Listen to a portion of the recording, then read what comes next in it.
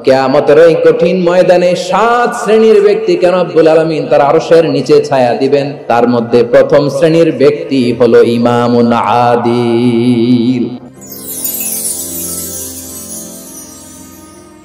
কিয়ামতের কঠিন ময়দানে যেদিন স্বামী স্ত্রীকে চিনবে না, স্ত্রী স্বামীকে দেখে পালিয়ে যাবে, বন্ধু বন্ধুরে চিনবে না, পীর সাহেব মুরিদরে চিনবে না, মুরিদ পীর সাহেবরে চিনবে না, দলের কর্মী তার নেতারে চিনবে না, নেতা তার কর্মীরে চিনবে না, বন্ধু বন্ধুরে দেখে পালাবে। কঠিন মুহূর্তে সূর্যটা মাথার কাছে চলে আসবে, জমিনটা তামার জমিন হবে, মানুষ ঘর্মাক্ত ক্লান্ত শ্রান্ত মাথার মগজগুলো কানের ছিদ্র আর নাকের ছিদ্র দিয়ে বেয়ে বেয়ে পড়বে। বিশ্বনবী ফরমান, কিয়ামতের এই কঠিন ময়দানে 7 শ্রেণীর ব্যক্তিকে রব্বুল আলামিন তার আরশের নিচে ছায়া দিবেন। তার মধ্যে প্রথম শ্রেণীর ব্যক্তি হলো ইমামুন আদিল, যে ইনসাফের সাথে বিচার করে, যে জাস্টিস সমাজে সার্ভ করে, যে সুশাসন নিশ্চিত করে। 7 শ্রেণীর ব্যক্তিকে আল্লাহ তাআলা সুশীতল আরশের নিচে ছায়া দিবেন, যেদিন তার দেয়া ছায়া ছাড়া কোনো ছায়া থাকবে না। এর প্রথম হচ্ছে ইমামুন আদিল, ন্যায়পরায়ণ শাসক। চিল্লায় বলেন সুবহানাল্লাহ। আবার বিশ্বনবী বললেন, ইন্নাল মুকসিতিনা ইনদাল্লাহি আলা মানাবিরা মিন নূর আন ইয়ামিনির রহমান। কিয়ামতের দিন যারা ন্যায়পরায়ণ হিসেবে আল্লাহর সামনে দাঁড়াবে, কিয়ামতের দিন রব্বুল আলামিন তার আরশের ডান দিকে ওই ন্যায়পরায়ণ লোকদের জন্য আরশের ডান দিকে একটা নূরের মিম্বারে তাদেরকে বসার সুযোগ করে দিবে। এরপর আল্লাহ বললেন, আমি তোমাদেরকে ইহসানের আদেশ দেই। ইন্নাল্লাহা ইয়া'মুরু বিল আদলি ওয়াল ইহসান। আমি তোমাদেরকে যেমনি আদলের নির্দেশনা দেই, তেমনি ভাবে তোমাদেরকে ইহসানের নির্দেশনা দেই। ইহসান, আওয়াজ করে সবাই বলেন তো ইহসান। ইহসান মানে কারো প্রতি সফট হার্টেড হওয়া, মহানুভব হওয়া, অনুগ্রহ পরায়ণ হওয়া, অনুগ্রহশীল হওয়া, একে অপরের প্রতি দয়াদ্র হওয়া।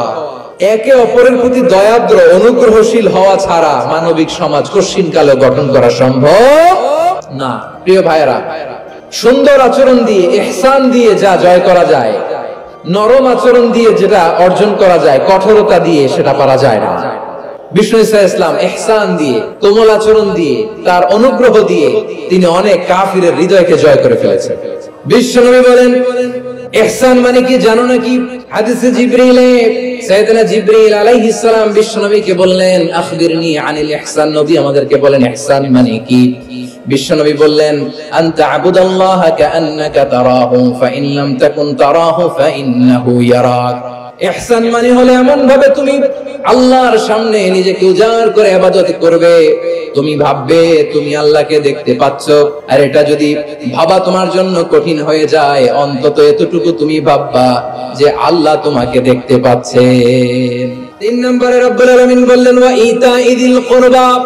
নিকট আত্মীয়দেরকে দান করো, নিকট আত্মীয়দেরকে দাও, যারা তোমাদের ব্লাড কানেকশনের আত্মীয় তাদেরকে তোমরা দাও।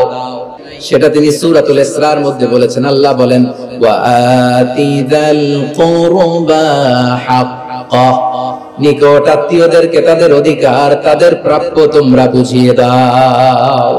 দেখেন, একটা শান্তির সমাজ, একটা সমৃদ্ধ সমাজ, একটা মানবিক সমাজ গঠনের জন্য আল্লাহ তাআলা বেশি না, মাত্র 3টা অর্ডার, 3টা ভার্ডিক্ট তিনি জারি করেছেন। 1 নাম্বার সুশাসন, ন্যায় বিচার। 2 নাম্বার ইহসান। 3 নাম্বার নিকট আত্মীয়, যারা কাছে তোমার ভেরি ক্লোজ রিলেশনশিপে আছে, তাদেরকে দাও। দাও, দিলে বাড়িয়ে দেয় কে? অনেকে দিতে চায় না, কৃপণতা করে। দিলে বাড়ায় দেয় কে? ও মিয়া, মদিনার মধ্যে সবচাইতে গরিব সাহাবী ছিল বেলাল রাদিয়াল্লাহু তাআলা আনহু। ওনার এন্টায়ার অ্যাসেট, সম্পদের পরিমাণ কতদূর জানেন? একটা লুঙ্গি। ওই বেলাল রাদিয়াল্লাহু তাআলা আনহুকে বিষ্ণু ইসলাম বলেছেন, আনফিক ইয়া বেলাল, ও বেলাল তুমিও দাও। ওয়ালা তাখশা মিন যিল আরশি ইখলালা। আরশের অধিপতির তো কোনো ঘাটতি নাই, তুমি দিলে ওই আল্লাহ তোমারে বাড়ায় দিবে। এজন্য আমার প্রিয় ভাইয়েরা, দিলে কমে না, দিলে বাড়ে। রব্বুল আলামিন বললেন, 3 নাম্বার আদেশ হলো তোমাদের প্রতি সমাজটারে কেমন করে মানবিক সমাজ, সুন্দর সমাজ গড়বা। 3 নাম্বার আদেশ হলো ওয়া আতিদাল কুরবা হাক্কা। নিকট আত্মীয়দেরকে তাদের প্রাপ্য বুঝিয়ে দাও। অনেকে দেখবেন অনেক আল্লাহওয়ালা, তাহাজ্জুদ গুজার, সেজদা দিতে দিতে কপালে কালো দাগ ফেলে দিছে, সে তার বোনের হকটা আদায় করে নাই। আছে না নাই? অনেক বড় হাজী সাহেব বিশাল লম্বা দাড়ি, ছেলেরে সব দিয়ে দিছে, মেয়েরে কিছু দেয় নাই, মেয়ের হক আদায় করে নাই। এই হাজী সাহেবেরা, এই আল্লাহ ওয়ালারা কিয়ামতের ময়দানে আটকে যাবে। আপনি অন্যের অধিকার নষ্ট করেছেন, তাদের রাইটস কে ভায়োলেট করেছেন। এজন্য আল্লাহ তাআলা বলেন, কারো অধিকার যদি কেউ নষ্ট করে, ওই সমাজটা মানবিক সমাজ কঠিনকালেও হতে পারে না। বিশ্বনবী বলেন, লা ইয়াদখুলুল জান্নাতা কাতে, যে ব্যক্তি আত্মীয়তার সম্পর্ককে ছিন্ন করে দেয়, সে কঠিনকালেও আল্লাহর জান্নাতে ঢুকবে না। এজন্য নিকট আত্মীয়দেরকে দিতে হবে বেশি বেশি। বিশ্বনবী বলেন, ইন্না সাদাকাতা আলাল মিসকিনি সাদাকা ওয়া আলা যির রাহিমি ইসনাতান সাদাকাতুন ওয়া সালা। মিসকিনরে দান করলে শুধু দানের সওয়াব হয়, নিকট আত্মীয়কে দান করলে দুইটার সওয়াব হয়, সাদাকার সওয়াব হয়, আবার আত্মীয়তার বন্ধন অটুট রাখার সওয়াব হয়ে যায়। আল্লাহ তাআলা তিনটা জিনিসের জন্য আদেশ করেছেন, অনুরূপভাবে তিনটা বিষয় তিনি বারণ করেছেন, নিষেধ করেছেন, ওগুলোর কাছেও যাওয়া যাবে। রাব্বুল আলামিন বলেন, ওয়ায়ানহা আনিল ফাহশাই ওয়াল মুনকারি ওয়াল বাগি। আমি যেমনি তিনটি বিষয় আদেশ করলাম, অনুরূপভাবে তিনটি বিষয় বারণ করলাম, নিষেধ করলাম। আমার এক নাম্বার নিষেধাজ্ঞা হলো অশ্লীলতার প্রতি। ফাহশা, ওয়ায়ানহা আনিল ফাহশা, আল্লাহ তাআলা অশ্লীলতাকে নিষেধ করেছেন। কোন জিনিসকে? সবাই বলুন, কোন জিনিসকে? যত ধরনের, যত টাইপের, যত ক্যাটাগরির অশ্লীলতা হতে পারে, সব অশ্লীলতাকে হারাম করেছেন কে? রাব্বুল আলামিন বলেন, কুল ইন্নামা হারামা রাব্বিয়াল ফাওয়াহিশা মা যাহারা মিনহা ওয়া মা বাতান। ও নবী, আপনি বলে দেন, আমার রব প্রকাশ্য অপ্রকাশ্য, স্পষ্ট কিংবা অস্পষ্ট, দৃশ্যমান কিংবা অদৃশ্যমান সব অশ্লীলতাকে হারাম করেছেন। সব ধরনের অশ্লীলতা হারাম। শয়তানের প্রথমে এজেন্ডা ছিল বনি আদমকে বস্ত্রহীন করা। সে আদম এবং হাওয়া আলাইহিস সালামকে নিষিদ্ধ গাছের ফল খাইয়ে তাদেরকে বস্ত্রহীন করেছে। এই জমিনেও সে আমাদেরকে বস্ত্রহীন করতে চাইবে। এই রূপালী জগতের নামে তারা এটা করে। আমার প্রিয় বোনেরা, আপনি জানেন না আপনার দাম কত। ওরা আপনাদেরকে বিজ্ঞাপনের সস্তা পণ্য বানাতে চায়, ওরা আপনাদেরকে ওদের ভোগের লিপসার টুলস বানাতে চায়, ওরা আপনাদেরকে দিয়ে ওদের খায়েশ পূরণ করতে চায়। এটা আপনাদের জন্য মোটেও ডিগনিটি নয়, এটা আপনাদের জন্য সম্মান নয়। আপনার সম্মান শালীনতায়। আপনাদের এই গর্ভ যে কত দামি আপনি জানেন না। আপনার পেট থেকেই আসবে আগামী দিনের সালাহুদ্দিন আল আইয়ুবী, আপনার পেট থেকেই আসবে অনাগত দিনের ইমাম মাহদী আল মুনতাযর, আপনার পেট থেকেই আসবে অনাগত দিনের ফয়সাল, ওয়াসিম, মুগ্ধ, আবু সাইদের মতো বীর যোদ্ধা। আমার প্রিয় বোনেরা, বিশ্বনবীর কথার ওজন খেয়াল করেন। আর দুনিয়া কুল্লুহা মাতা ওয়া খায়রু মাতা'আদ দুনিয়াল মারআতুস সালিহা। দুনিয়া সবকিছুই অ্যাসেট, এর মধ্যে সবচেয়ে দামি অ্যাসেট নেককার নারী। আপনার গর্ভ যে কত দামি আপনি জানেন না। নিজের সময়টাকে কাজে লাগান, কোরআন পড়েন, সুন্নাহ পড়েন। আপনার অনেক দায়িত্ব ঘরে। You are the MD of your family. একটা family it's a very big institution. পরিবার একটা অনেক বড় প্রতিষ্ঠান। and you are the MD of your institution. আপনি এই পরিবারের MD, managing director of your family. এখানে আপনার কত দায়িত্ব। আপনি ছেলেমেয়েদেরকে তারবিয়া করবেন, আপনি আপনার স্বামীর জন্য ঘরটারে জান্নাতের নীর বানাবেন, আপনার জন্য জান্নাতের ডুপ্লেক্স বাড়ি ওইখানে তৈরি করে রাখবে কে? কেন আল্লাহ অশ্লীলতাকে হারাম করেছে দেখেন। বলতেছিলাম যে এটা আপনার নাসল, আপনার জেনারেশন, আপনার লিনিয়েজ, আপনার বংশকে প্রিজার্ভ করা। কে কার বাবা, কে কার মা, বাবা মা জানা, প্রজন্মকে প্রিজার্ভ করা, এটা ইসলাম ওয়াজিব করে দিয়েছে। এই যে অবৈধ সম্পর্কের কারণে, বিশ্ব বেহায়া দিবসের কারণে, এগুলোর আউটকাম, আউটপুট হিসেবে মাঝে মাঝে ঢাকা মেডিকেলের ডাস্টবিনে নবজাতকের বাচ্চার কান্নার আওয়াজ শুনতে পাওয়া যায়। চট্টগ্রাম মেডিকেলের ডাস্টবিনে নবজাতকের কান্না শুনতে পাওয়া যায়।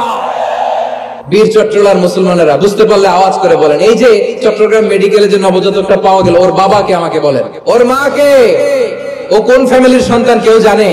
আপনি হিউম্যান ডিগনিটিকে অপমান করেছেন না? আপনি তার ভবিষ্যৎকে অন্ধকার করেছেন না?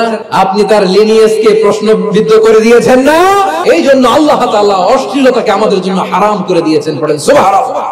রাব্বুল আলামিন বলেন, ইন্নাল্লাযীনা يحبون أن تشيع الفاحشة في الذين آمنوا لهم عذاب أليم في الدنيا والآخرة والله يعلم وأنتم لا تعلمون নিশ্চয়ই যারা বিশ্বাসীদের মাঝে অশ্লীলতার প্রচার প্রসার করতে চায় তাদের জন্য আমি মর্মন্তুদ শাস্তি প্রস্তুত করে রেখেছি, দুনিয়াতেও রেখেছি, আখিরাতেও রেখেছি। ঘোষণাটা কার? এজন্য অশ্লীলতার সাথে আমাদের কোনো সম্পর্ক। রব্বুল আলামিন বলেন ওয়ায়ানহা আনিল ফাহশাই ওয়াল মুনকারি ওয়াল বাগি, তিনটা জিনিসকে আমি নিষিদ্ধ করলাম। এক নাম্বার হলো ফাহশা, অশ্লীলতা। দুই নম্বরে হলো মুনকার, সমস্ত মন্দ কাজ। মুনকার মানে হচ্ছে যত মন্দ কাজ, খারাপ কাজ, বাজে কাজ, এটার বলে মুনকার। আপনারা পড়ছেন না তা'মুরুনা বিল মা'রুফি ওয়া তানহাউনা আনিল মুনকার, সৎ কাজের আদেশ, অসৎ কাজের নিষেধ। মুনকার, মুনকার হচ্ছে মানুষের স্বাভাবিক বিবেকবোধ যেটাকে খারাপ বলে, ওইটাই মুনকার। পৃথিবীর সব আসমানি গ্রন্থ যেটাকে খারাপ বলেছে, মানুষের স্বাভাবিক বিবেকবোধ যেটাকে খারাপ বলেছে, এগুলো সব মুনকার। যেমন ইফতিজিং, এটা কি ভালো না খারাপ? মজুদদারি, খাদ্যে ভেজাল দেওয়া, ওজনে কম দেওয়া, মাছে ফরমালিন মিশানো, চাঁদাবাজি, টেন্ডারবাজি, দখলবাজি, এগুলো আমাদের স্বাভাবিক বিবেকেই বলে এগুলো খারাপ, এগুলো হচ্ছে মুনকার। আল্লাহ তাআলা এই মুনকার থেকে আমাদেরকে বেঁচে থাকতে বলেন, আর শয়তান এই মুনকারের প্রতি আমাদের উদ্বুদ্ধ করে। আল্লাহ তাআলা বললেন ইয়া আইয়ুহাল্লাযীনা আমানু লা তাত্তাবিউ খুতুওয়াতিশ শাইতান ওয়া মান ইয়াত্তাবি' খুতুওয়াতিশ শাইতানি ফাইন্নাহু ইয়া'মুরু বিল ফাহশাই ওয়াল মুনকার। আল্লাহ বললেন আমার গোলামেরা শোনো শোনো, ও আমার বিশ্বাসী বান্দারা খবরদার, তোমরা কশিনকালেও শয়তানের পদাঙ্ক অনুসরণ করবে না, কারণ শয়তান তোমাদেরকে অশ্লীলতা এবং মন্দ কাজের দিকে উদ্বুদ্ধ করে। আমাদের কাজ হচ্ছে শয়তান আমাদেরকে যেদিকে নিতে চায় আমরা তার উল্টা দিকে যাব। শয়তান এই মন্দ কাজকে আমাদের কাছে বিউটিফাই করে, চাকচিক্যময় করে আমাদের সামনে উপস্থাপন করে। এজন্য আল্লাহ বলেন মুনকারকে থামাতে হবে, মুনকার প্রতিরোধ করতে হবে। আমার প্রিয় চট্টলার ভাইরা, পুরো উম্মার দায়িত্ব মুনকার প্রতিরোধ করা, সরকার প্রধানের দায়িত্ব মুনকার প্রতিরোধ করা। এরপর আল্লাহ বলেন প্রতিটা ফ্যামিলির যিনি প্রধান সিইও বাবা, প্রত্যেক বাবারও দায়িত্ব এই মুনকার প্রতিরোধ করা। আওয়াজ করে বলেন ঠিক কি না? যেমনটা সাইয়েদনা লুকমান আলাইহিস সালাম ওনার কলিজার টুকরা সন্তানকে আদেশ করেছেন, ইয়া বুনাইয়া আকিমিস সালাতা ওয়া'মুর বিল মা'রুফি ওয়ানহা আনিল মুনকার। পড়েন সুবহানাল্লাহ।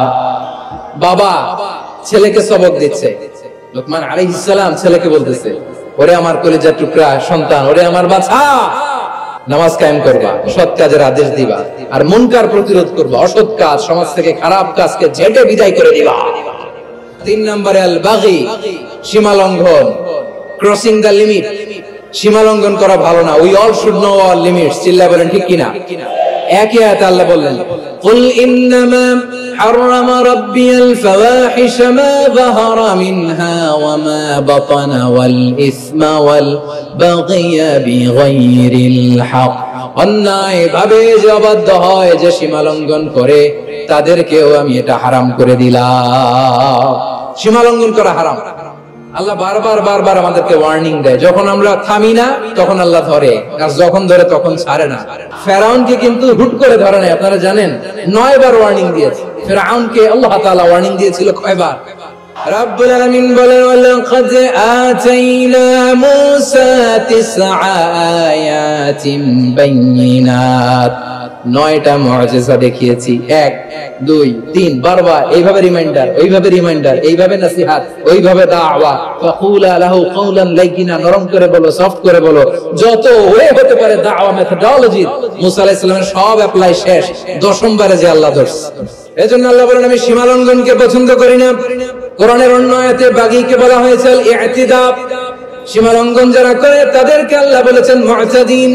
ওয়াকাতিলু ফি সাবিলিল্লাহিল্লাযীনা ইউকাতিলুনাকুম ওয়া লা তা'তাদু ইন্নাল্লাহা লা ইউহিব্বুল মু'তাদিন। আমি সীমা লঙ্ঘনকারীদেরকে কোশ্চিনকালেও পছন্দ করি না। যে কোনো ক্ষেত্রে ইবাদতে যেন সীমা লঙ্ঘন না করি। অনেকে আমরা ইবাদতে সীমা লঙ্ঘন করে ফেলি। বিশ্বনবী সাল্লাল্লাহু আলাইহি ওয়াসাল্লাম যেটা শিখিয়েছেন এর বাইরে যে অতিরিক্ত বুজুর্গ হতে চায় এরকম আছে না নাই? কোন ক্ষেত্রে সীমা লঙ্ঘন করা যাবে, এমনকি যুদ্ধ ক্ষেত্রেও না। বিশ্বনবী সাল্লাল্লাহু আলাইহি ওয়াসাল্লাম বলেন খবরদার যুদ্ধ ক্ষেত্রেও সীমা লঙ্ঘন করো না। কি সুন্দর ইসলাম আমরা পেয়েছি। বিশ্বনবী বলেন খবরদার যুদ্ধের ময়দানে কোনো নারীর গায়ে হাত তোলো না, কোনো শিশুর গায়ে হাত তোলো না, কোনো গবাদি পশু হত্যা করো না, কোনো শস্য ক্ষেত্র ধ্বংস করো না, ইবাদতরত অন্য ধর্মের কোনো সন্ন্যাসীর গায়ে হাত তোলো না। বলেন সুবহানাল্লাহ। প্রিয় ভাইরা, একটা সুখী সমৃদ্ধ শান্তির সমাজ, মানবিক সমাজ যদি আমরা গঠন করতে চাই, আমাদের আল্লাহর দেয়া কয়টা আদেশ মানতে হবে বলেন দেখি?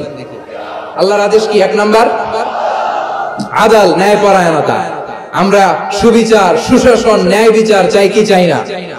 2 নম্বরে কি ছিল? মাশাআল্লাহ, আমরা যেন সবার প্রতি দয়া পরবশ হই, ইহসান করি। 3 নম্বরে কি ছিল? নিকট আত্মীয়দের দান করা, তাদের অধিকার প্রাপ্য বুঝিয়ে দেওয়া। পাশাপাশি 3টা জিনিস থেকে আল্লাহ বারণ করেছেন, নিষেধ করেছেন। তার প্রথমটা ফাহশা, অশ্লীলতা। অশ্লীলতার সাথে আমাদের কোনো সম্পর্ক। 2 নম্বর নিষেধাজ্ঞা কি ছিল? আল মুনকার, সমাজের যত মন্দ কাজ এগুলোকে আমরা প্রতিরোধ করব। রাজি আছেন তো সবাই? 3 নম্বর আল বাগী, সীমালঙ্ঘন। কোন মুসলিম সীমালঙ্ঘন করে না। রব্বুল আলামিন শেষে বললেন ইয়াইদুকুম লাআল্লাকুম তাযাক্কারুন, আল্লাহ তোমাদেরকে উপদেশ দেন যাতে তোমরা শিক্ষা গ্রহণ করো। আমরা উপদেশ দেব, আমরা জোর করে কাউকে কিছু মানাতে চাই না। লা ইকরাহা ফিদ্দীন ওয়াযাক্কির ফাইন্না যিকরা তানফাউল মুমিনিন। উপদেশ দিলে এটা মুমিনদের কাজে দেয়। লাস্তা আলাইহিম বিমুসাইতির ইন্নামা আনতা মুযাক্কির। নবী হে, আপনি রিমাইন্ডার দাতা, আপনি উপদেশ দিবেন। আমরাও বিশ্বনবীর এই হাদিসগুলো থেকে, কোরআনের আয়াত থেকে রিমাইন্ডার, এই কথামালা বাণী বাহক হিসেবে এই বাণীগুলো আপনাদের সাথে কাছে পৌঁছে দিলাম। আমরা আল্লাহ তাআলার কাছে প্রার্থনা করি, আল্লাহ আমরা যেন আদল দিয়ে আমাদের সমাজকে গঠন করতে পারি। আল্লাহ আমরা যেন ইহসান করতে পারি, আমরা যেন নিকট আত্মীয়দের দান করতে পারি। আল্লাহ যত ধরনের অশ্লীলতা, অনাচার, মন্দ কাজ, সীমালঙ্ঘন, অবাধ্যতা থেকে যেন আমরা বেঁচে থাকতে পারি। আল্লাহ তাআলা আমাদের সবাইকে কথাগুলো বোঝার ও আমল করার তৌফিক দান করুন।